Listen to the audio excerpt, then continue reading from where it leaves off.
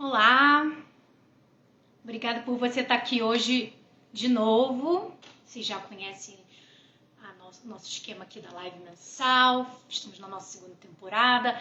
Essa é a terceira live da segunda temporada. E para quem não sabe, para quem está chegando aqui agora pela primeira vez, as lives mensais são minha tentativa de em uma hora discutir com algum convidado que eu considero especial sobre algum assunto, sem intenção de trazer respostas, mas de trazer reflexões, ok? E a convidada do mês de julho é a Nina Pascoal, que é mestre em História, com ênfase em História Social pela PUC, em 2018, tendo composto a linha de pesquisa em Cultura e Representação.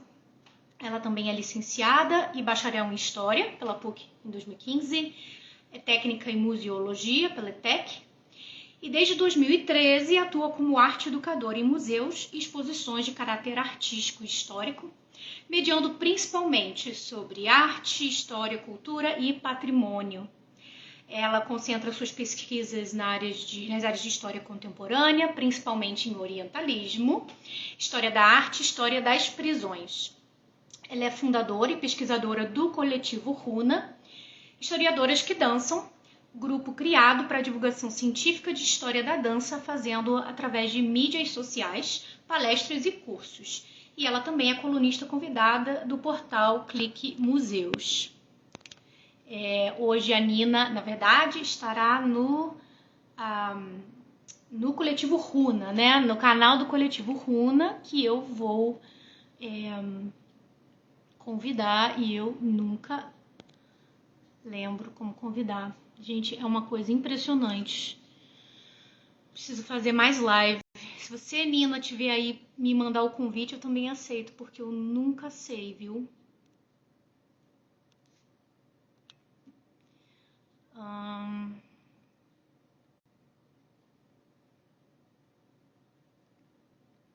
Obrigada. Experiência com você, eu já devia, né, saber, na verdade, como é que faz esse convite. Impressionante, mas eu nunca lembro. Oi! Oi, boa noite. Boa noite. Hanna. Boa noite para quem está nos assistindo. Que bom. Hoje eu já te apresentei, né? Deixa eu só botar aqui meu roteiro. Já te apresentei para quem, né, vier aqui. A maior parte das pessoas que vêm aqui, elas assistem no gravado, né? Vários motivos, né? As pessoas dão aula, estão trabalhando, cuidando de casa e não tem nenhum problema. Mas já tem gente chegando aí, o que é maravilhoso, né? Boa noite, então, galera que está vindo. Obrigada, tá, Nina, pela disponibilidade, por você estar aqui, né? Você podia estar fazendo coisa, mas você está aqui. Eu que agradeço. E aí, enquanto as pessoas vão chegando, na verdade, eu vou dividir o motivo da live, né? Os temas das lives que eu escolho geralmente são muito pessoais, assim, baseados em alguma inquietação pessoal. E sobre o orientalismo na dança do ventre, é uma inquietação que, na verdade, não é de hoje, né? Porque eu li o livro do Eduardo Said, você vai falar dele, né? Em 2012, talvez 2013 no máximo, que eu li. E foi a primeira vez que eu me deparei, né, com esse tema de uma forma assim. Nossa, e foi um divisor de águas, assim, na verdade, eu passei a ver orientalismo em tudo.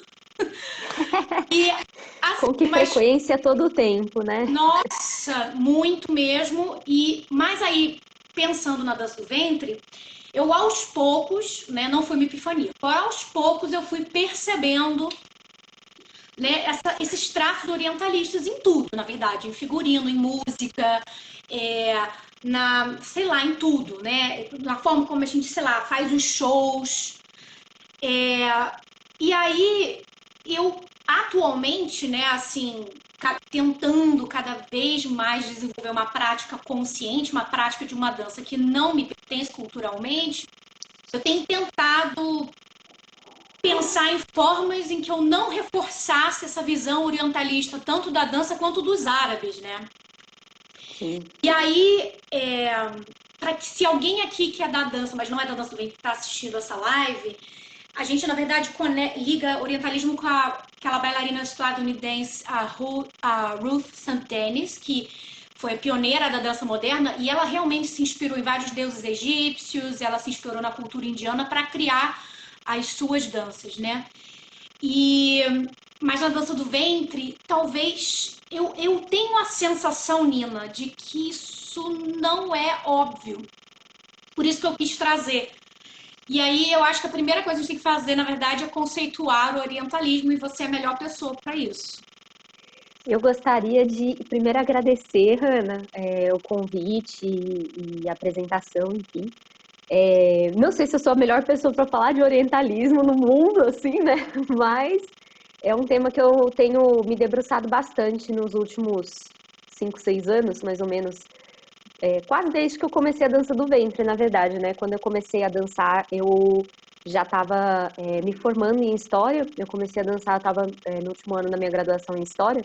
Então, foi assim que eu entrei, eu já olhei e falei, nossa, tem algo aqui que eu estou estranhando. E aí eu acabei entrando, né, nessa via de estudar o orientalismo muito para encontrar respostas para a minha dança mesmo. Então, eu acho que é um caminho legal para começar o estudo, né, esses estudos mais teóricos, assim, de bailarinas. Mas, enfim, falando então do que é, né, orientalismo, tentando conceituar um pouquinho o que é orientalismo, o dono, né, o proprietário desse termo é o Eduardo Said, né? A gente prega a palavra dele no Runa todos os dias da nossa vida.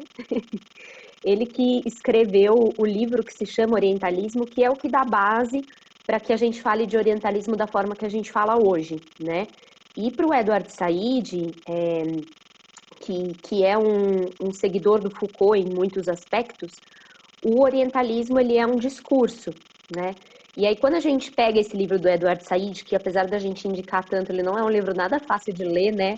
Ana deve saber que ele é um livro meio indigesto até às vezes, né? Um livro com vocabulário complicado, com análises complicadas. Ele não é um livro tão fácil mesmo. Imagina eu que não sou das humanas. Mas você sabe que... Vou contar um caos agora. A primeira vez que eu li o orientalismo foi para uma matéria no meu primeiro ano de faculdade. E eu tenho até hoje a resenha que eu fiz do capítulo que meu professor me indicou, né? E eu não entendi nada. Nada, gente, nada. Foi a resenha mais picareta que eu fiz na minha graduação, porque eu não entendi nada, nada. Eu fui entender anos depois. Mas tá lá, eu fiz e tirei uma nota boa ainda. Mas é um livro muito denso, muito denso. Ele é mesmo. Então, pro Said, né, o orientalismo ele é uma forma de discurso, acima de tudo, né? O termo orientalismo ele já era usado antes do Said conceituar, mas ele era usado para definir ou pessoas que se debruçavam a estudos de Oriente, em outras áreas do saber, né? Então, pessoas que estudavam o Egito antigo, eram egiptólogos, eram orientalistas. Pessoas que estudavam a língua árabe eram orientalistas, né? Eram pessoas que estudavam de uma forma dividida em disciplinas, né? As pessoas que se atinham ao Oriente Médio eram chamadas de orientalistas, era a área de especialidade, né? E também o termo orientalismo também serve para designar as instituições que lidavam com o Oriente no processo da colonização, né? Que começou no Egito, mas que se disseminou por quase tudo o que a gente chama hoje de Oriente Médio, né? Inclusive, vou aproveitar para deixar uma dica, um spoiler, um conceito também, essa questão de Oriente Médio, né, que a gente fala muito, ele é um termo do começo do século XX, né? O termo Oriente Médio ele é um termo do começo do século XX. Então, na época das invasões imperialistas no Oriente, ele ainda não era conhecido como Oriente Médio, só como Oriente, né? Oriente era Próximo como? Só ou Oriente? Levante. Era só Oriente? Se usava muito o termo Levante para a região do Egito, do Marrocos, enfim, do norte da África, né? Mais que da Ásia. Então, era esse nome que recebia até então, ou Oriente, né? Tem também quem chamasse de Oriente Próximo, né? Que eram algumas partes do Oriente. E Oriente Médio foi justamente para... É uma forma de conceituar quando esse o Oriente arabizado, né? uma forma de conceituar essa parte do Oriente, né? O Oriente enquanto hemisfério. Então, se divide em Oriente Próximo, Oriente Distante, que é a China, a Índia, o Japão, o Nepal. E aí o Oriente Médio era isso que ficava no meio. Mas isso é um termo um pouco posterior até à colonização. Mas, enfim, é só para dar aquela de historiadora aqui, aqui hoje. E o próprio termo Oriente Médio já é super orientalista, né? Já, exato, porque ele classifica, né, como o critério é o que está no meio entre esse Oriente Próximo e o Oriente Distante, que são essas outras localidades que a gente não entende como Oriente Médio, né? Então, é um termo já cunhado depois, na verdade, desse auge do orientalismo, que é o início da colonização do Egito, né? Começa pelo Egito e vai se espalhando aí. Então, o Said, ele chama de orientalismo essa forma de discurso que tenta enquadrar toda essa região do Oriente, aí já médio, em algumas características, em alguns estereótipos, e é uma instituição que ele age, né, por via de instituições e vias estruturais. Então, não é um discurso só feito por uma meia dúzia de pessoas e tal. É um discurso que é reforçado pelas estruturas de poder, pelas estruturas de saber, pelas estruturas de hoje, né? Já tentando trazer um pouquinho para o que a gente tem hoje. As nossas estruturas de mídias, as nossas estruturas de disseminação de informação. Então, tudo isso cai muito na linha do orientalismo. Isso me lembrou, agora você falou de mídia, me lembrou tem um documentário de 20 minutos? 50? Eu não lembro. Eu acho que eu mandei, quando eu fiz o curso de vocês ano passado, eu acho que eu mandei esse link de como Hollywood moldou a visão dos árabes no cinema, né? Sim, que eu recomendo muito, porque depois que você vê o documentário, você consegue perceber o padrão não só, né, dos árabes como inimigos, né, do país, mas você vê que é a mesma fórmula para os inimigos do momento do país.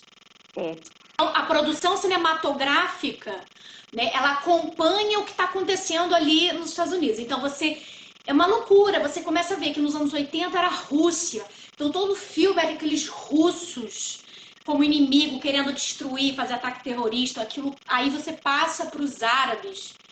E hoje eu percebo um pouco, eu não sei se é chinês ou ainda uma volta ao árabe. Eu tenho meu palpite na China ultimamente. Eu tenho meu palpite na China sobre isso. É impressionante, é impressionante.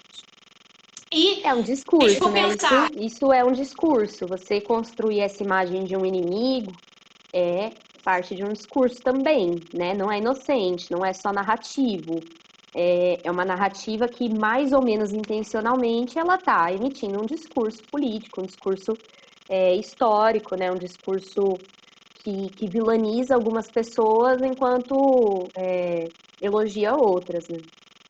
Nina, vamos começar a falar de dança, mas isso também me lembrou, porque essa coisa do discurso, né? Porque não é só cinema, mas também literatura. E eu acho, nossa, tomara que a Roberta Salgueiro veja depois a live, porque se eu falar besteira, ela me corrige nos comentários. Mas eu acho que ela está agora trabalhando com literatura e procurando elementos orientalistas. Roberta, me desculpe se eu estiver falando besteira. Mas eu acabei de ler um livro de uma best-seller aqui dos Estados Unidos, Veronica Scott, que escreve um monte de títulos, tipo esses livros em produção. E aí, o que eu li era a bailarina do Nilo, mas aí tem o padre do Nilo, priest, né? Falei padre, mas assim, o padre do Nilo, o guerreiro do Nilo, assim, que tem um monte do Nilo, né? E eu fui ler achando que era assim, escrito por uma belly dancer. Porque tinha uma mulher. Eu falei, foi uma bailarina que resolveu escrever um romance. E no final não era. Olha, Nina, como a Dancer of the Nile era assim, resumindo a história, uma bailarina que dançava em tavernas. E aí, Nina, veio a história toda vem muito carregada de eu tô dançando em taverna porque eu não tenho opção. Eu vivo, né, assim, como se fosse um trabalho de baixo, né? Assim, que não fosse um trabalho digno, né? Que o sonho da vida dela era deixar de dançar, né? Assim, que ela não Mas precisasse mais em que dançar. época isso é passada a história? Egito Antigo, Taverna. em taverna. Ah, essas coisas eu nem prestei atenção, né? Tem elementos que passam por mim, né? E como aquilo ali, nossa, eu fiquei assim chocada, né? E assim, todo o discurso em torno dessa dança, de como os homens queriam ela e das coisas que ela passava, o que não deixa de ser verdade, porque quando a mulher se expõe, ela se expõe, infelizmente, né, por conta de comportamentos né, que não ideais, ela acaba realmente se expondo a coisas que não deveriam se expor. Mas a maneira como ela foi colocada é como ser bailarina, dançarina, não é a melhor coisa que você deveria, não é a melhor escolha de vida, né, que você devia ter. Então, assim, vamos começar a falar mais de dança do ventre, que e assim, para variar, né, eu nunca pretendo em 1 hora esgotar. Não tem como, então a gente vai pincelar aqui algumas coisas para as pessoas começarem a pensar sobre isso, né? E eu acho que é um exercício interessante, assim, né? Principalmente pra gente, né? Que é do Brasil. Então, Nina, quando eu comecei a dançar nos anos 2000, era muito comum, assim, eu cheguei nesse cenário. Todo mundo tinha um nome árabe, né? Todo mundo escolhia um nome. E assim, era tão importante isso que tinha até festa de batismo que algumas professoras faziam, né? Vamos fazer uma festinha, uma hafla, uma reunião, né? Assim, entre as alunas, os amigos, né? No próprio estúdio, vamos fazer batizado. Então, cada uma dançava, a aluna que ia ser batizada solava. Era uma coisa super importante, sabe? Porque muitas vezes era o primeiro solo daquela aluna, né? Frente ao público. Então, assim, tinha todo. Era interessante, né? E ali a professora batizava. Algumas professoras escolhiam o nome das alunas. Você já sabe. Isso é uma coisa que eu não vejo mais acontecendo. Assim, eu vejo as bailarinas novas, vocês mesmo, assim, vocês não têm nome artístico. Quando eu escolhi meu nome artístico, quando eu tinha 1 ano de dança, não era para uma festa de batismo, mas minha professora resolveu fazer a primeira festa dela. Então ela falou assim: poxa, se vocês quiserem escolher o nome, uma hora legal. E aí eu falei assim, realmente eu não quero ser uma bailarina de dança do ventre, né? E me chamarem assim, Ana Caroline Paiva, sabe assim, tipo, quero isso. Eu quero meu nome. Então foi todo um trabalho que eu tive para escolher o meu nome, enfim. E aí, eu vou chegar à pergunta, amiga. Mas Não, eu tava lendo os comentários aqui. Deixa eu ver aqui. A Márcia falou que tinha excursão de grupos para as meninas serem batizadas em volta da fogueira. Essa, eu não sei não, Márcia. Márcia Dick quem comentou. Essa é legal. Mas É assim, todo um ritual agora de iniciação mesmo, né? era, e é assim, era o que era, né, Nina? Assim, é o que era. Então, a gente vai discutir e ver como as coisas mudam com o tempo. E uma coisa que talvez vai ser uma novidade para muita gente no Brasil, porque isso não acontece no Brasil direito, é que, ao contrário do Brasil, nos Estados Unidos, né, a gente tem muito imigrante aqui, muito árabe, e, gente, são discriminados, né? São, né? E não só árabes, os negros, qualquer pessoa que tem um nome que não soe europeu, né, já vai ser pré-julgado, né? Isso vai acontecer numa seleção de emprego, vai ser pré-julgado. Vê aquele nome assim, né? Então, você imagina, para quem você que é, se você é árabe, não é árabe, né? Porque aqui em inglês tem uma palavra, tem uma Menat dancer, né? Que é Middle Eastern, North Africa and Turkey, né? Então, na verdade, eles chamam tudo isso, né? As bailarinas do norte da África, Oriente Médio e Turquia, né? Se você é uma bailarina que entra nessa categoria, né, cultural, elas sofrem muita discriminação pela cor da pele, pela origem. Então, elas carregam esses nomes, né, naturalmente.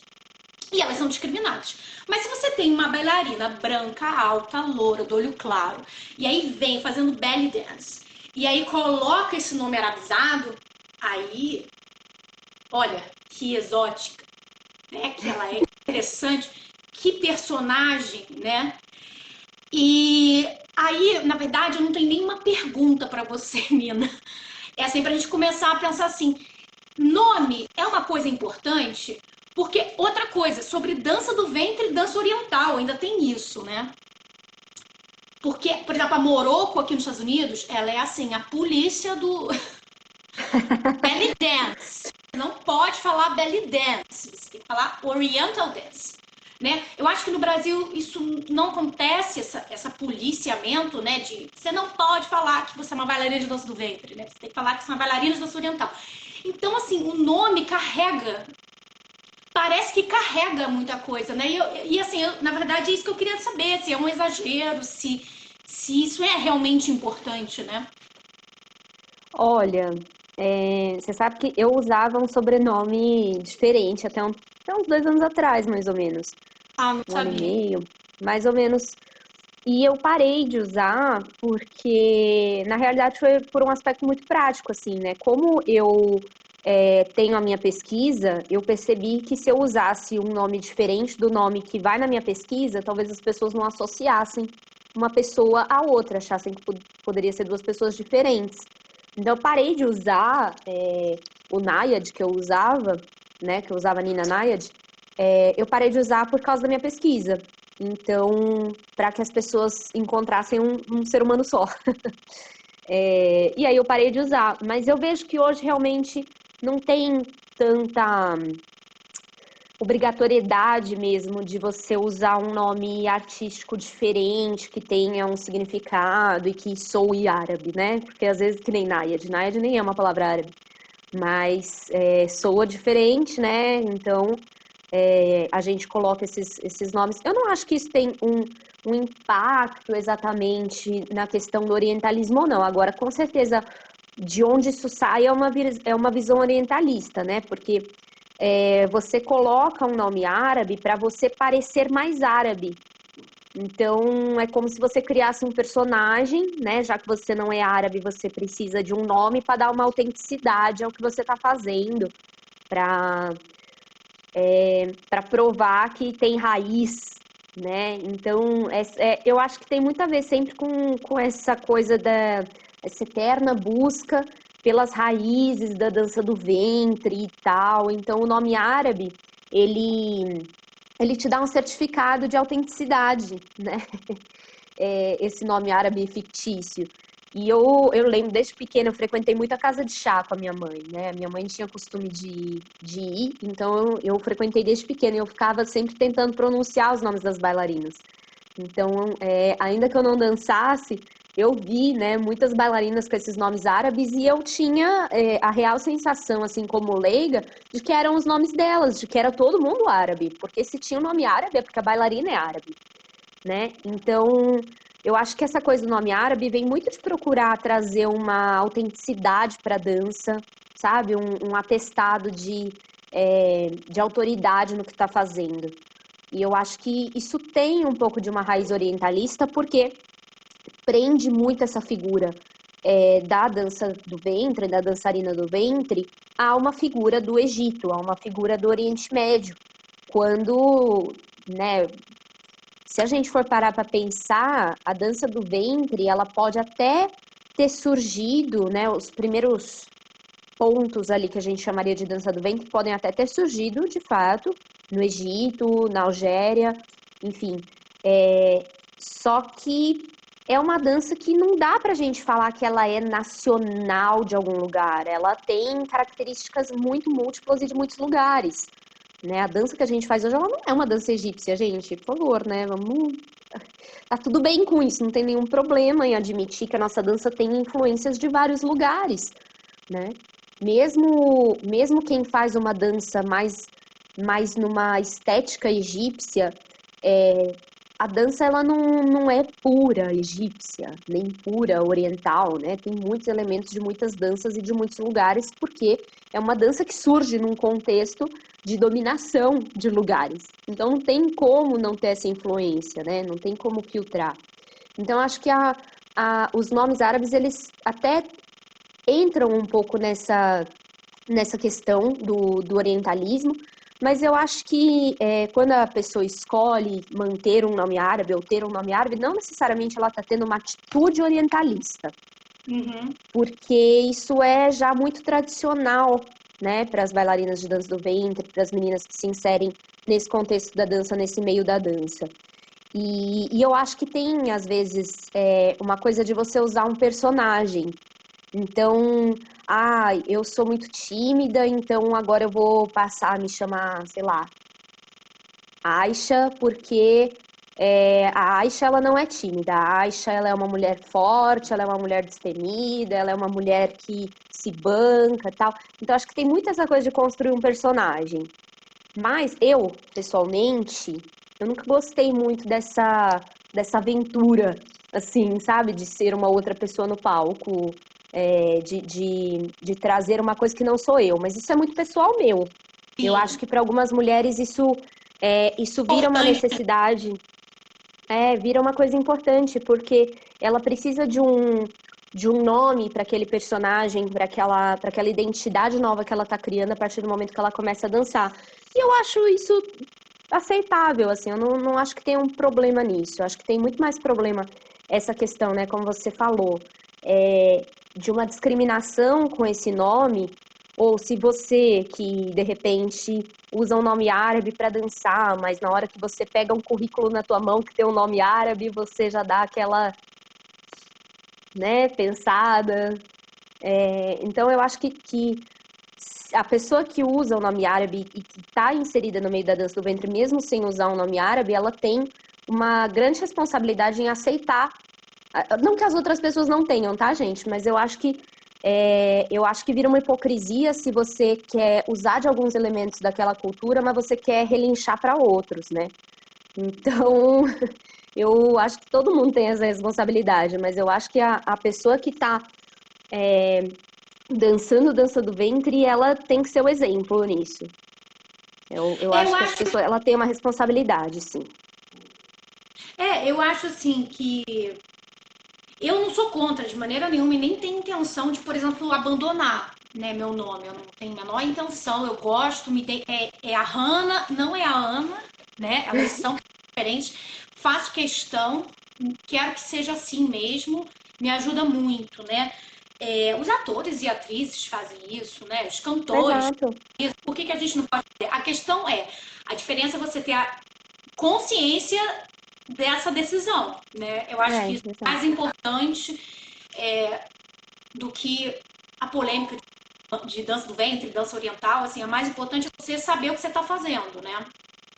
E porque caso você seja confrontado, você sabe se justificar, sabe se explicar. Vamos para outra questão que é figurino. A Márcia Dib escreveu aí, né, sobre a contribuição das milhões de Little Egypts. As várias. Nos Estados Unidos. E, Márcia, vou te dizer, eu tô, assim, estou realmente sem tempo, estudar e compilar tudo sobre a história da dança do ventre dos Estados Unidos. Parece que tem um esforço atual de uma bailarina de tentar fazer isso, né? Mas, assim, cada vez mais que eu estudo, mais eu entendo o que é a dança do ventre, sabe? Assim, e o quanto os Estados Unidos foram extremamente influenciadores na dança do ventre, pro lado bom e ruim. Assim, o ruim, principalmente no cinema, mas não só pelo cinema, através do cinema, mas também no mercado de dança do ventre mesmo, né? Dança do ventre. Né? E tanto que o nome belly dancer aqui nos Estados Unidos é visto de uma maneira complicada, é bem complicado, tá? É diferente, não é tanto quanto no Brasil, acreditem. Aqui é mais complicado, né? Você se dizer belly dancer, né? Porque tem uma história por trás do nome, né? Enfim. Então eu não vou conseguir falar muito sobre isso, na verdade, porque eu ainda estou aprendendo. Mas ainda sobre os Estados Unidos, por exemplo, a coisa do figurino, né? Figurino, por exemplo, a Jeanne é um gênio, né? Para quem é mais velha, né? com aquele figurininho rosa, o chapeuzinho, o Roupa. Aladdin, né? Quando você olha os figurinos do Aladdin, quando você olha a Disney é um gênio, você começa a perceber de onde tiraram aquilo ali, né? Que figurino é aquele ali de dançarina, misturado com odalisca, misturado com indiano, com cultura indiana. É uma miscelânea, né? Do imagético e que não é só os Estados Unidos, né? Vamos chegar lá no Egito, né? A gente também tem a Salomé do Oscar Wilde, que na Europa, né? Antes de chegar nos Estados Unidos, você já tinha as atrizes representando a Salomé com um figurino que lembra muito, que a gente chama de figurino de dança do ventre. E na verdade, quem está muito atrás disso são duas bailarinas estadunidenses, a Dawn Devine e a Heather, né? A madrinha de vocês, a Heather Ward. A gente pega todo mundo pra nossa madrinha. As duas estão aí catando informação, né? Para entender de onde veio essa figurina de duas peças. Então tem coisa sendo buscada, a gente já tem algumas ideias. E, na verdade, assim, ainda assim, né? Eu ainda aposto que, não independente, eu achava que foi a Badia Massabini quem criou as duas peças. Hoje eu entendi que não. Depois de ler o trabalho dessas duas, não foi a Badia quem criou a Bedla. Bedla é o que a gente chama de duas peças, né? Mas ela definitivamente foi ela quem popularizou, né, essas duas peças. E o que se acredita é que os egípcios, né, desse final do século XIX e do início do XX, olharam sim para o que estava sendo feito no Ocidente, mas considerando a moda do Egito da época, né, as roupas que as mulheres egípcias usavam na época. E chegaram na Bedla, em algum momento alguém chegou na Bedla. E aí, na verdade, eu também não tenho pergunta, Nina. Eu que fico... Não, mas é um bate-papo, não é, É um não é uma bate-papo. entrevista. Na verdade, é isso. Cara, por que o figurino de duas peças? Porque, assim, reforça, né, essa imagem da sexualidade, da sensualidade ali. Gente, meio que reforça mesmo, né? Esse imagético que já é complicado. E o figurino de duas peças vem e faz o quê, né? Então, Só piora, né? quando a gente pega para observar as pinturas orientalistas, que foi o meu tema de pesquisa, né? Foi o meu objeto, a gente já vê esses figurinos, né? Vou chamar de figurinos. Essas representações de mulheres dançando com uma roupa muito parecida com a estrutura, não parecida de características específicas, assim, mas a estrutura da roupa, o grosso da roupa, é muito parecido com o modelo de roupa que a gente usa hoje. E essas pinturas, elas são já desde o início da colonização do Egito, ou seja, desde lá do finzinho, né, do século XVIII, já entrando no século XIX, e se estendem por todo o século XIX e praticamente todo o XX também, né, porque vira e mexe elas são regurgitadas aí por pintores de outras vanguardas depois, né. Então, já nessa iconografia, a gente vê várias vezes roupas parecidas com essa estrutura de top e saia, né? Às vezes sem top também, né? Porque essa é a graça da pintura orientalista, não é mesmo? Sem saia eu vi poucas vezes, mas sem top é uma coisa frequente, né? Ou com o peito pulando para fora do top também tem bastante. Então, eu não acho que seja realmente, não, seria muito anacrônico dizer que a Badia que inventou isso, ou que o Ocidente inventou isso 100%, porque no Ocidente não se dançava desse jeito. Então, a gente tem, né, a iconografia do Ocidente, das danças que eram feitas no Ocidente, e no Ocidente, nesse momento do mundo, as mulheres usavam espartilho, com não sei quantas saias, não sei quantas roupas, né, por baixo umas das outras. A nudez, exatamente, era um negócio muito, muito raro, né? Até para tomar banho, muitas vezes tomava banho com... As mulheres tomavam banho muitas vezes com aqueles... como chama aquilo? Enfim, com aquelas vestes de baixo, né? Então, não Entendi. tinha essa cultura da camisola, nudez. né? Isso. Então, essa cultura da nudez, ela é um negócio bem recente, se a gente for pensar na história de vestuário, assim. Não é exatamente a área que eu pesquiso, mas a gente consegue ver isso, né, pelos vestuários de época, assim. Então, eu não acho que seja nem 100% uma interferência do Ocidente no Oriente, e eu não acho que as mulheres naquela época dançavam com o peito de fora, gente. Então, eu acho que aquelas pinturas que são o mais para trás que a gente consegue chegar de iconografia, do que a gente chama de dança do ventre, eu acho que tem um mix ali, né, de coisas inventadas, fantasias, desejos, exageros. Então, é fato que por outros vestuários, por outras fontes, por outras formas de iconografia, a gente vê que, diante do que as mulheres europeias usavam de roupa, as mulheres do Oriente usavam menos roupa, menos no sentido de menos peças mesmo, né? Até porque, né, gente, tem uma questão de clima, tem uma questão de costume, tem uma questão de praticidade para o que aquela mulher tem que fazer no dia dela, que é uma rotina muito diferente da mulher europeia de classe média. Então, tudo isso está envolvido quando a gente pensa nessa roupa, né? Então, eu acho que essa roupa de duas peças, a gente já consegue ver isso desde a pintura orientalista, assim, mais ou menos essa mesma estrutura, né? Um top que lembra muito o choli, que o pessoal usa muito no tribal, né? Mais que na dança do ventre. Então, tem muito esse bolerinho, assim, né? Com alguma outra blusa embaixo, muitas vezes a barriga está exposta, às vezes em fotografia a gente consegue ver que a barriga ela tá exposta, mas ela tá coberta por algum tecido meio que transparente. A gente vê que tem muitos cinturões já nas fotografias, aquele estilo cinturão de fita, que hoje a gente não usa mais, mas a gente não deixa de usar penduricalho no cinturão e tal. E as calças, né? As calças bufantes é o que mais aparece nessa iconografia. As saias eu acho que já é uma coisa posterior, mais do que o top e cinturão, porque o top, né, esse choli, ele já está muito presente desde essa iconografia orientalista. Então eu acho que é difícil mesmo traçar alguns costumes, porque a gente tem pouca informação do que chegou primeiro, ou o que influenciou quem, porque quando a gente fala em influência, a gente precisa,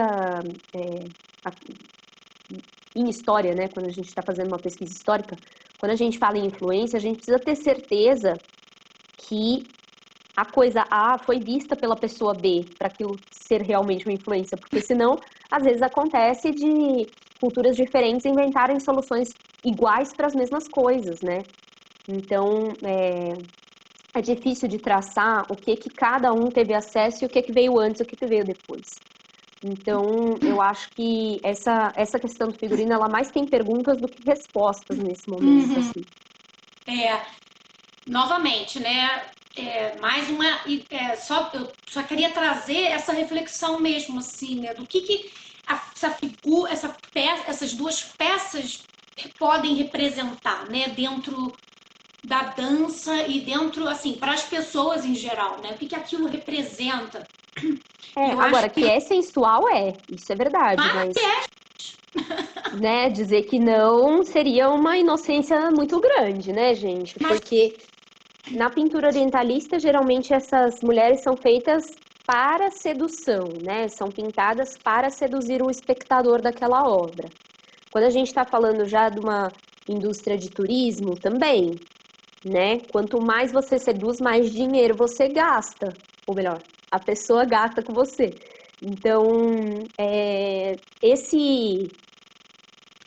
essa coisa da roupa ter uma sedução implícita, ela tem, gente. É lógico, né? Talvez hoje a gente tenha muito mais opção do que a gente quer transmitir com a nossa roupa do que para quem estava fazendo a dança do ventre aí de raiz, se é que dá para chamar assim, né? Porque naquele momento são pessoas que estão trabalhando com aquilo para sobreviver. Então, quanto mais você seduz, mais você ganha. É simples a conta. Ainda sobre estética, né? A gente pode falar sobre estética, porque assim, esse orientalismo, na verdade, a gente poderia falar de cada coisa. A gente podia falar só de figurino, só de música, sobre música. Música música orientalista, né? Assim, a Márcia Dibb, né? É o Chan. Não, pode falar sobre o Sol Bloom aqui nos Estados Unidos, né? E toda a música de dança do ventre que foi criada nos anos 60 e 70, que eu particularmente tenho muito interesse em entender. Enfim, você acabou de falar, o Chan, né? As novelas, bom, a novela da Globo, né? Você tem essas músicas world music também, né? Que eu não sei se tem tradução world music, mas Não, acho que aqui chama de War Music também. acho que é world music, né? E eu tenho muito interesse nesse tema também. Mas, assim, vamos falar sobre a estética no geral da bailarina de dança do ventre, né? Que, assim, quando a gente estuda, né, a origem das danças e as Hawass e as Aumé, como, né, as Ouled Nail, como, assim, até onde a gente sabe, né, foram meio que a base, né, inspiradora, né, para o surgimento do que a gente chama de dança do ventre, né. Sobre estética, a gente poderia falar também do corpo, poderíamos falar de tom de pele, né, porque você tem a figura da árabe, né, você imagina aquela árabe que tem um tom de pele que a gente chama, que aqui nos Estados Unidos falam brown, que é o brown people, que é a pessoa marrom, literalmente falando, mas não é exatamente isso. O que aqui chama de pardo, né? Pardo, talvez, né? Aquele tom de pele, aquela cor de olho, aquele cabelo, aquele corpo, né? Que nunca é o corpo nem sarado, nem magro das estadunidenses, por exemplo. E aí, Nina, quando eu paro de pensar nessa estética, né? E como isso tem tudo a ver com o orientalismo, né? Que é muitas vezes como você enxerga aquela estética e o que você acha daquela estética que é diferente, não te é normal, e aí como você... Todo o caminho que se transpõe até o que você quer, né, ver, na verdade. Então, como a gente falou lá no início, aquela bailarina branca, magra, de olho claro, quando recebe o nome árabe fica lindo, mas se for o mesmo nome para uma estética completamente diferente, já muda de figura. E, obviamente, cinema, né, tem tudo a ver com isso na construção, com a construção desse imagético de bailarina de dança do ventre, que eu sei lá de onde veio isso, né, assim, exatamente, nunca parei para procurar saber, né? E hoje a gente tem uma bailarina que é, sim, uma bailarina padrão. Sim, a bailarina padrão é branca, ela é magra para gostosa, né, dependendo aí do país que você mora. Se você tiver um olho claro, ajuda. Se você tiver um cabelo comprido, muito obrigado. Tem tudo a ver cabelo comprido com dança do ventre. E se for liso, melhor ainda, né? Então, assim, gente, se você se enquadra na maioria dessas categorias, aí você já... Acredite, você tá dentro do padrão, né, da dança do ventre. Que é o que se espera ver, né? Então, ninguém quer ir para um restaurante... Quando eu falo aqui ninguém, né, gente... Por favor, né? Não me peguem mal, mas assim, ninguém quer ir para um restaurante. Entendam a ironia. Né? Mas assim, ninguém quer porque a gente escuta as coisas, né? Ao longo dos anos a gente ouve, né, os comentários sobre os corpos das mulheres que dançam, né? Então as pessoas querem ver uma mulher magra, alta ou gostosa, com peito grande, com os dentes brancos retinhos, né? Aquele sorrisão perfeito, de cabelo, né, comprido, como eu falei. As pessoas querem ver isso, né? E a gente sabe que é isso mesmo, né? E quem paga é isso que eles quer, né? E aí, gente... mas eu pinto meu cabelo de rosa. Vai fazer muito... Se você ainda é magra, branca, você ainda tá dentro do padrão, né? Não é exatamente uma coisa ou outra que se faz diferente, ou um acessório diferente que vai te falar assim, eu não sou uma bailarina padrão, né? Não é assim que funciona, né? É esse conjunto, essa estética. A gente tem que saber admitir nossos privilégios. É claro, né? Então, assim, faz o checklist e aí tem que saber admitir nossos privilégios nas coisas. Pensa aí, antes de você falar que você não é uma bailarina padrão, vê aí, faz o checklist e vê, né? Com calma.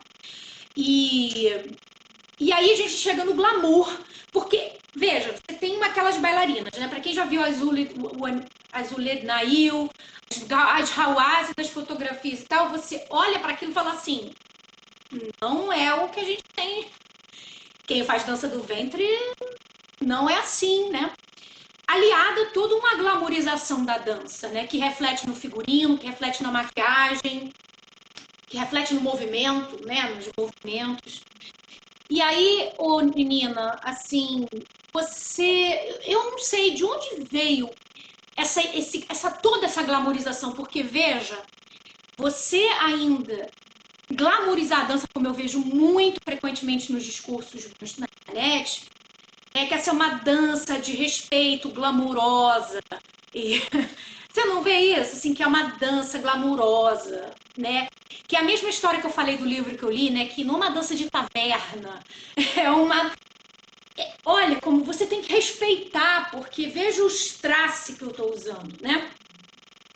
De onde você acha que isso veio? Você acha que veio ainda Hollywood? Você acha que é Hollywood? Você acha que foram os mercados dos diferentes países?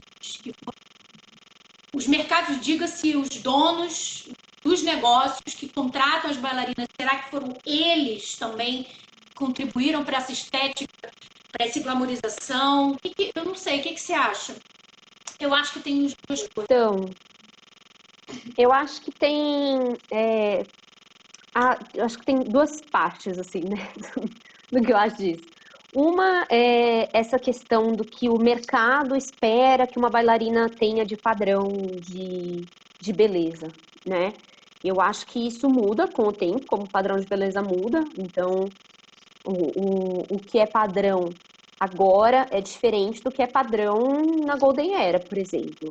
Se a Fifi Abdo dançasse hoje com o corpo, o cabelo, a roupa, a maquiagem que ela tinha, não ia considerar a Fifi Abdo essa bailarina padrão, mas pra gente ela é uma bailarina padrão porque ela se tornou referência no que ela fazia, mas ela tem um padrão estético daquela época, né? Não de agora.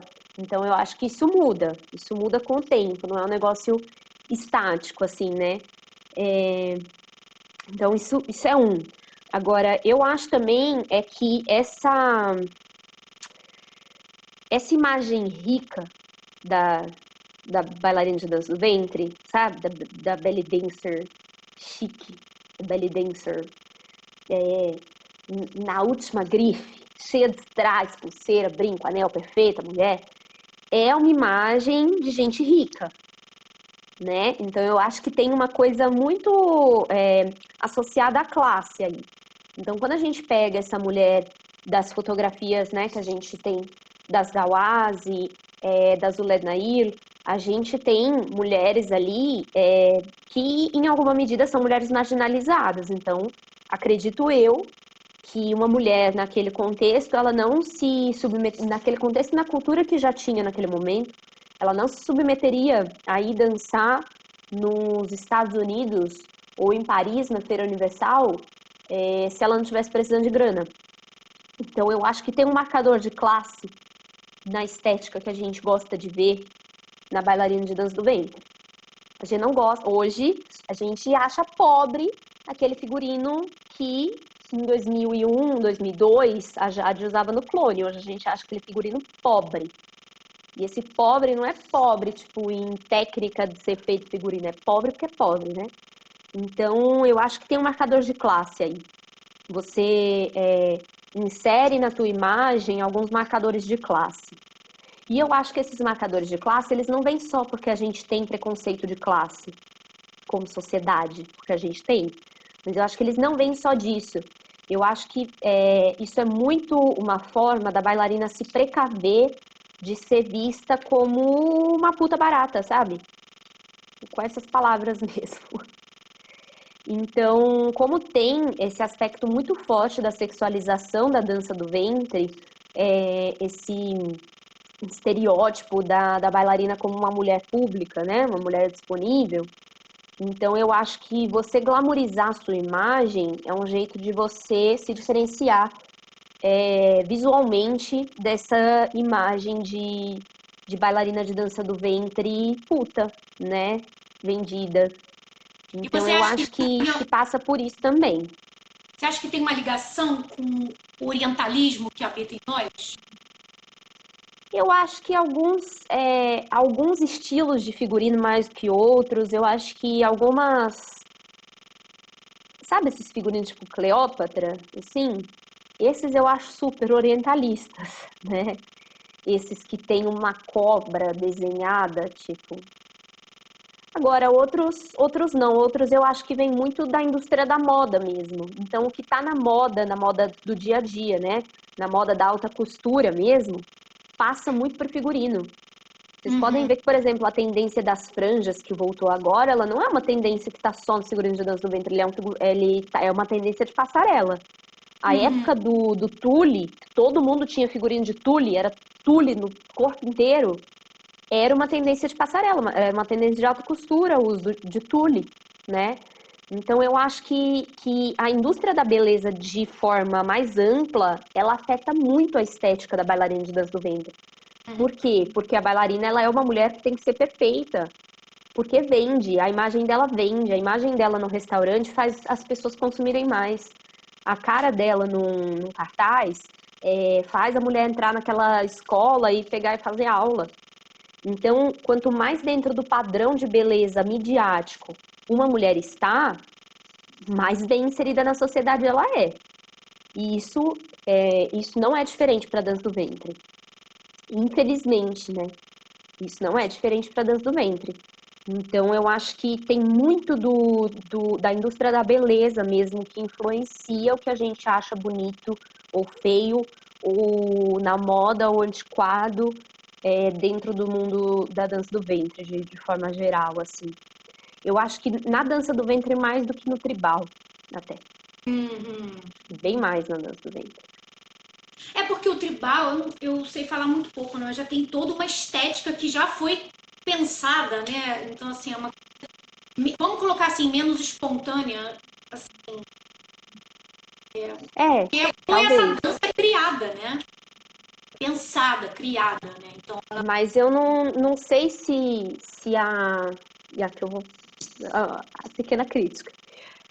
Eu não acho também que a gente tenha muita espontaneidade nessa questão de escolhas estéticas, assim, porque é isso, porque às vezes uma moça quer cortar o cabelo, mas ela não corta porque ela sabe que se ela cortar, ela vai perder metade dos shows que ela faz. Ela não gosta de figurino de franja, mas ela é uma bailarina que dança fora, então ela precisa estar na moda do figurino da dança do ventre. Ela não pode mais dançar com saia sereia grudadinha, figurino cara de princesa. Agora o lance é franja. Então, eu acho que algumas bailarinas conseguem manter a sua identidade e algumas elas são pressionadas por esse mercado a manter o padrão que o mercado está rodando, né? E eu entendo o porquê, né? Porque é trabalho, não, né? É trabalho. isso é o link para a nossa pergunta final, né? Mas eu acho que vale a pena. A Márcia Minhac fez uma pergunta aqui. Com a virada exibicionista midiática e um atendimento a uma representação ocidentalizada e sexista, não tenderia a uma reedição do orientalismo nas mídias sociais? Não sei responder isso, Márcia. Olha, Márcia, uma pergunta capciosa. Eu acho que o orientalismo ele nunca deixou de existir para falar que tem uma nova onda, assim. Eu acho que ele tá sempre aí. Ele tá em tudo, né? Igual a gente brincou no começo. Eu vejo orientalismo com que frequência? Eu particularmente não percebi nenhum movimento, não, mas talvez eu passe a prestar atenção, assim. Pensando, não sei, Márcia, fica a pergunta aí. Não sei responder, eu acho até que, nesse sentido, as mídias sociais, elas têm servido como pressão para algumas mudanças, sim. Eu acho que tem muita porcaria na internet, e tem coisas que me desagradam como opinião, baseada em nada, porque eu também sou gente, né? Eu às vezes gosto de falar isso, porque o pessoal acha que porque a gente pesquisa, a gente está fora da indústria do consumo. A gente não tá, não, tá? Eu gosto de assistir Aladdin e por aí vai. Então, Aladdin é maravilhosa. Gosto. Então, não, gente, nem tudo que eu falo mal é porque eu não gosto, né? Mas, enfim. Então, eu acho que as mídias sociais, elas têm servido como como um alto-falante um pouco para algumas pessoas que tinham suas vozes caladas por outras formas. Eu acho que as mídias sociais têm servido no sentido de juntar pessoas dos mesmos grupos ou que se identificam com as mesmas pautas, né, para colocar voz. Tanto que, vou até citar esse caso do Aladdin, quando a Disney resolveu fazer, né, esse remake do Aladdin, essa versão com atores, né, não mais animada, houve uma pressão muito grande para que os atores desse filme fossem escolhidos entre pessoas do norte da África e do Oriente, né? Eu tenho minhas críticas com essa versão do filme mesmo assim, mas é uma coisa que sem essa pressão de mídias sociais não teria acontecido nem com esse filme, nem com várias outras produções que a gente tem visto da grande indústria. É claro que eles fazem isso para continuar vendendo? É claro que eles fazem isso para continuar vendendo. Como eu falei, né? Ninguém aqui é inocente de achar que é só bondade no coração. Mas eu prefiro dar meu dinheiro para uma versão politicamente melhor do que para uma versão politicamente pior. Então,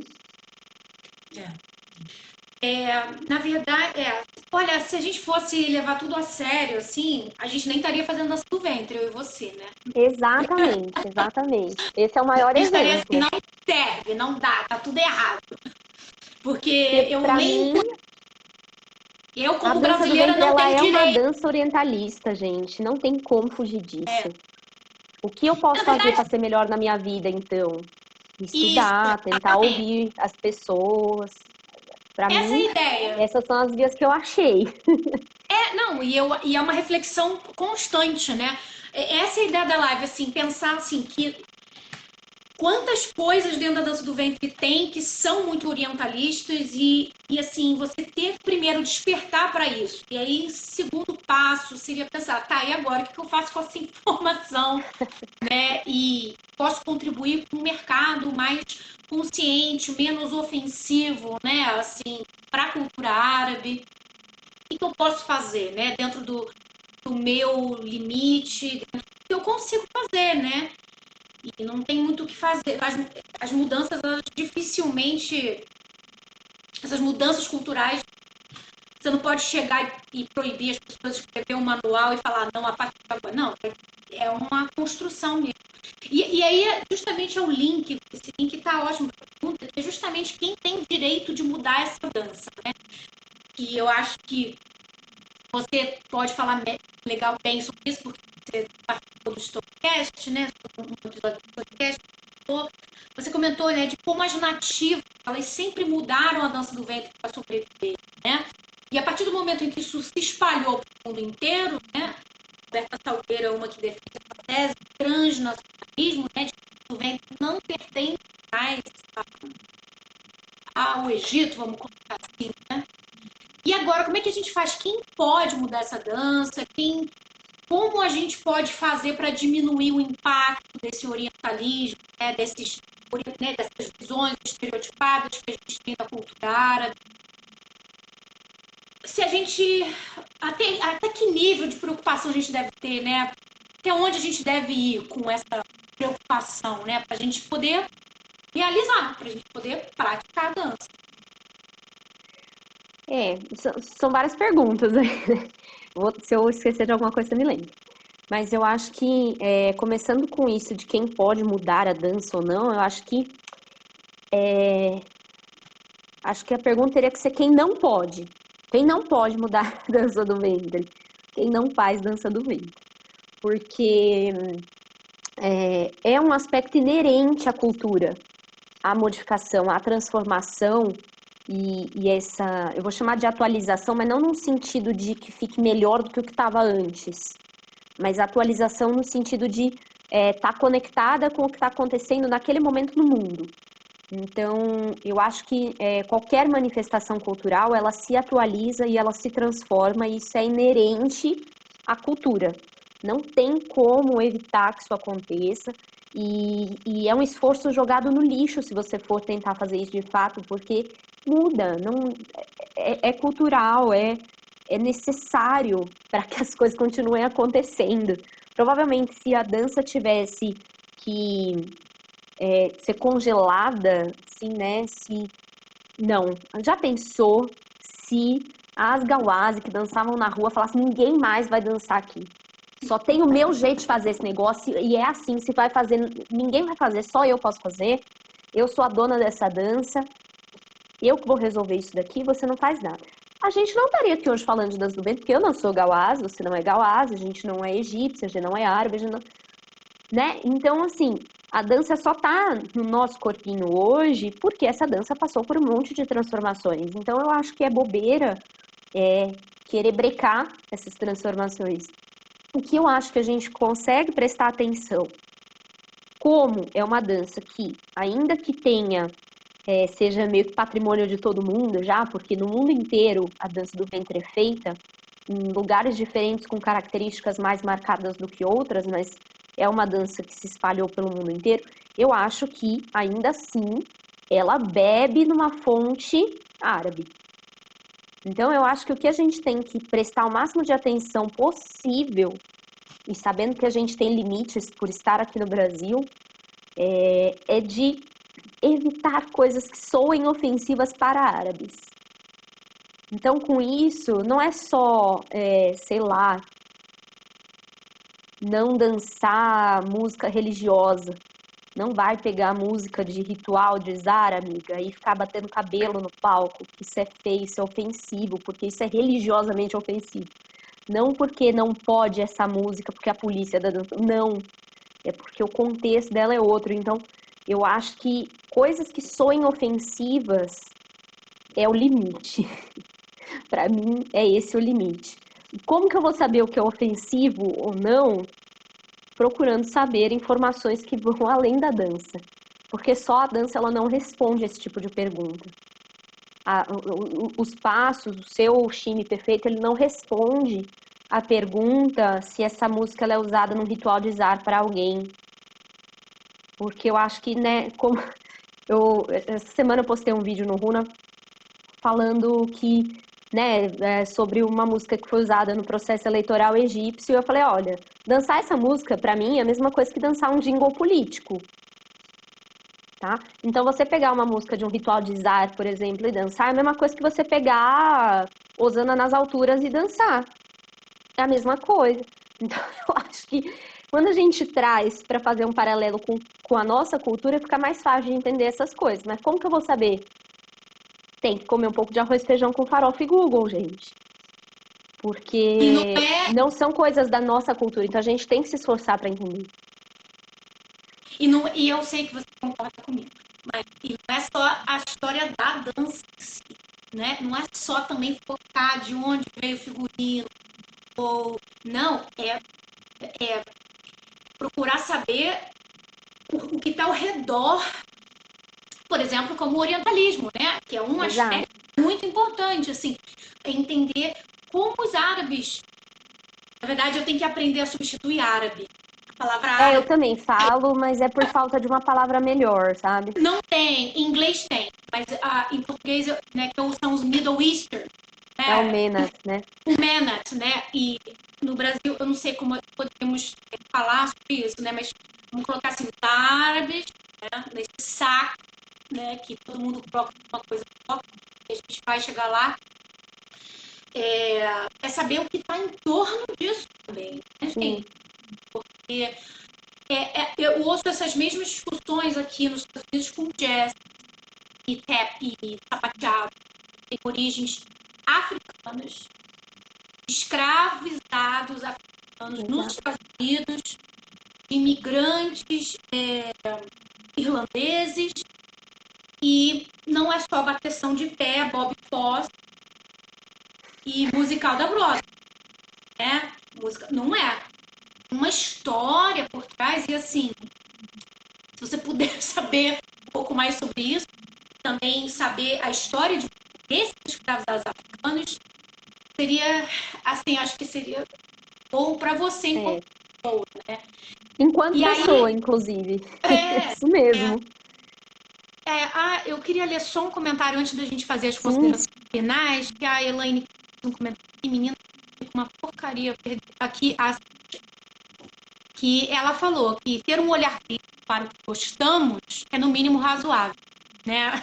Não é só dança do ventre, né? Porque nada é perfeito. E o mercado da TV no Brasil criou um mundo lúdico demais por muito tempo. Concordo. Esse mundo das princesas da Disney na ventre é fortíssimo. É fortíssimo. Muito. E eu sei que vocês do Runa têm esse trabalho para desmistificar, né? E a gente, ventre, não é princesa da Disney. A origem da dança do ventre. Eu acho que isso vem muito de uma coisa do feminino, sabe? A pessoa que faz dança do ventre, ela fica mais feminina. Gente, sensual. Pra você falar isso, você tem que ter uma definição muito clara do que é ser uma mulher na tua cabeça. E eu sei que isso muda de pessoa para pessoa, mas assim, será que existe um jeito só de você ser feminina? O que é feminino? O que é eu fiz esse uma feminino live dela, eu fiz que uma você live busca, com a Aisha Almeida, né? sobre isso. Você viu? Gente, essa é a pergunta que eu acho que é a pergunta de R$1 milhão para dança do ventre agora, nesse momento da nossa vida. Foi Porque exatamente todo mundo fala isso. Foi a minha Mas eu, motivação. assim, de modo geral, eu vejo que a dança do ventre tem muita mulher feminista. Gata, pensa aí se combina essas duas coisas. Reflita. A Aisha Almeida, eu fiz uma live com a Aisha Almeida sobre isso, né? Porque justamente essa era a minha motivação. Gente, as pessoas falam que a dança do ventre é uma dança feminina baseado em quê? E a gente foi discutir. Mas o que é esse feminino aí? É óbvio que ela trouxe a visão muito dela, né, enviesada dela, mas eu queria pelo menos conversar com alguém que trabalha com isso, mesmo que ela tenha uma visão própria. Ainda assim, eu queria saber o que é esse feminino aí que a gente vende. Eu também, eu queria muito saber o que é esse feminino que você vai atingir. Porque se você já é mulher, ou você já é feminina, naturalmente. Vejam a minha Não live. existe um jeito só, não existe um jeito só de professar o feminino, de ser feminina, sabe? Essa pergunta é uma coisa que tem me despertado muitos sentimentos ultimamente. Concordo, e é uma pergunta de R$1 milhão. Nina, a gente já passou de 1 hora e eu, assim, já agradecendo, mas eu queria fazer considerações que acho que são muito importantes. Acabou que, assim, a conversa, não sei se atende as expectativas das pessoas, mas, na verdade, eu queria trazer essas reflexões, né? Mas, assim, eu queria que as pessoas tivessem, na verdade, terminassem a live com o que a gente fala aqui, como é que fala? Uma reflexão do dia, reflexão do mês, sabe? Então, reflexão do ano. Tudo isso? Não sei. Porque, assim, eu tenho certeza que a maioria das pessoas que está assistindo aqui estão assistindo que gostam de cultura árabe, danças árabes em geral, né?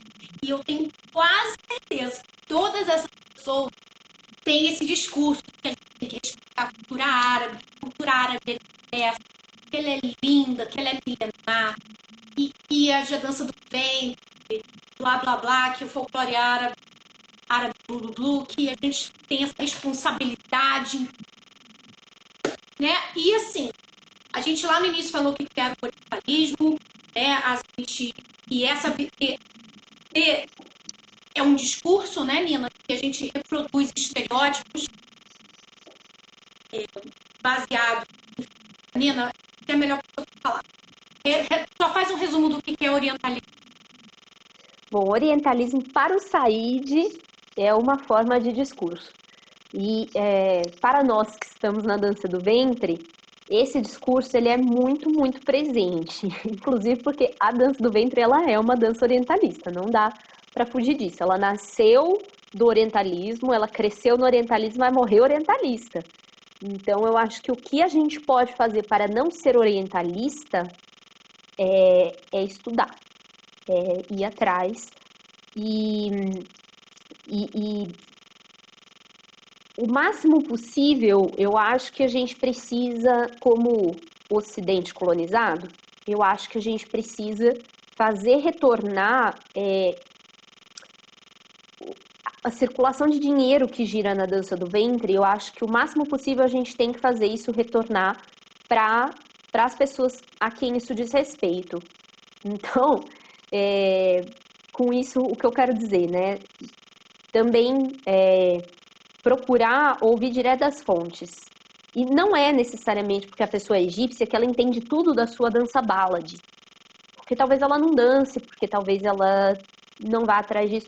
Mas tente ouvir essas pessoas sobre a cultura delas, sobre o que é bacana ou não, sobre quais músicas estão tocando em quais lugares, para quê. Porque isso as pessoas vão saber te dizer.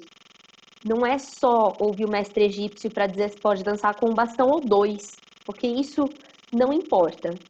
O que importa é você não dançar uma música de Said com um Kauliwa, porque são povos diferentes.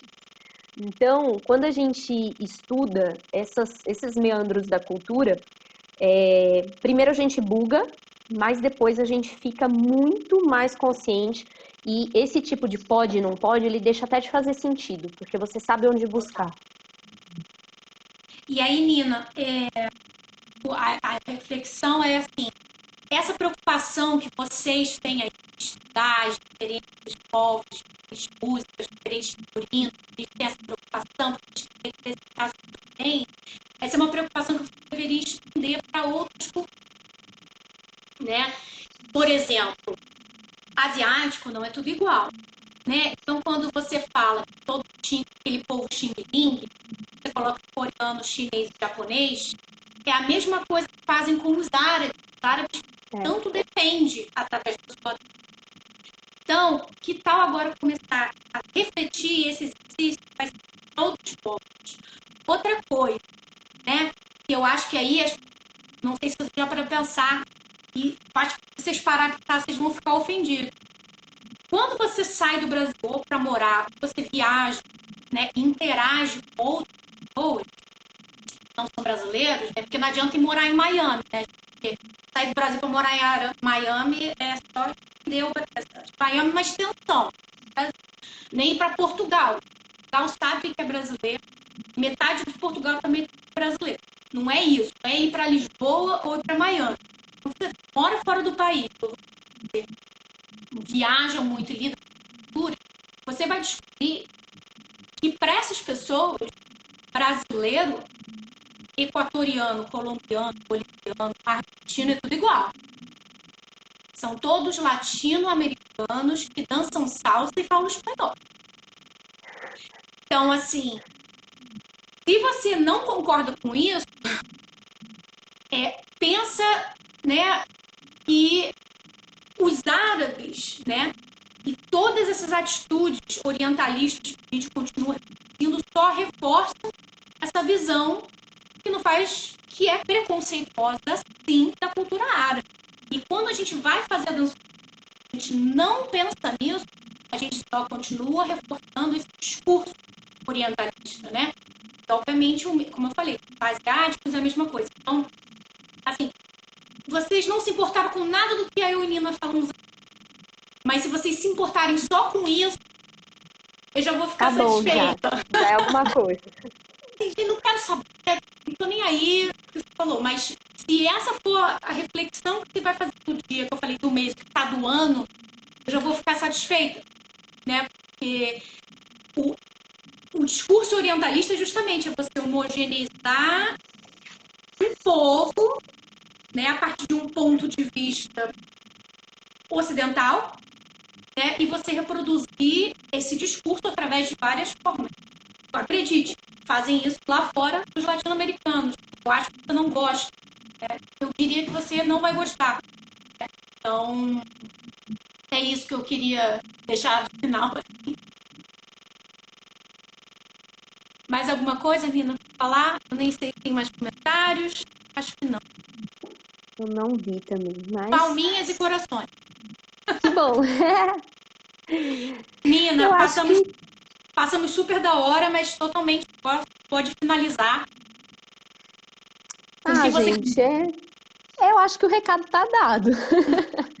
Né? Eu acho que tudo que a gente quanto mais a gente procura saber, é sempre melhor. Não, mal não faz nenhum, né? Então, eu acho que hoje eu vejo que tem mais gente se abrindo mais para essa coisa multidisciplinar, assim, né? Que não vai só dos passos da dança e de ter uma técnica perfeita, vai atrás disso também, mas quando a gente está falando de uma cultura que não é nossa, e a gente sempre enche a boca para falar, né? Eu acho que a gente tem que fazer o máximo possível para tentar entender essa cultura o mais fundo que dá, né? Porque ninguém vai acordar egípcia amanhã, mas você pode ser uma brasileira muito bem informada. Então, eu acho que é meio por aí, pelo menos esse é o caminho que eu me identifico em fazer e é o caminho que o Runa se identifica em fazer, né? Hoje eu tô aqui pelo perfil do Runa, inclusive, então, para quem não conhece o nosso trabalho, a gente fala muito sobre isso, sobre esse aspecto cultural e sobre pesquisa. E acho que é isso.